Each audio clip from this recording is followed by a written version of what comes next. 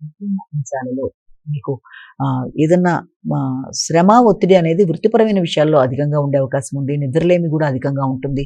అధికంగా మీ శారీరక శ్రమతో మీరు నిద్రలేమిని మొదలైనవి ఇస్తూ ఆరోగ్యం మీద తగిన శ్రద్ధతో ముందుకు వెళ్ళాలి. అధిక శ్రమ వల్ల ఒత్తిడి పెరిగే అవకాశం ఉంది కాబట్టి, వృత్తిపరమైన విషయాల్లో శ్రమ, ఒత్తిడిని తగ్గించుకుంటూ, సరియైన ప్రణాళికతో ముందుకు వెళ్తూ, సమయానికి ఆహార స్వీకరణతో జాగ్రత్తలు తీసుకోవాలి. ఇమ్యూనిటీ పవర్‌ని పెంపొందించుకోవాలి.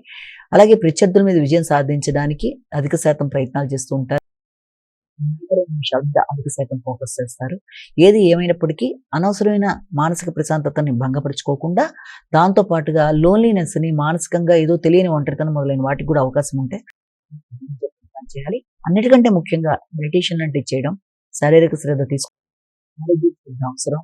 సరియైన మీరు ఈ ప్రశాంతతని పెంపొందించుకుంటూ కృషిస్తూ ముందుకు వెళ్ళాలి. అది ఒత్తిడితో కార్యక్రమాలు నిర్వహించకుండా జాగ్రత్తగా నిర్వహించుకుంటూ దాంతో ముందుకు వెళ్ళినట్లయితే మంచి ఫలితాలు సాధించగలుగుతారు.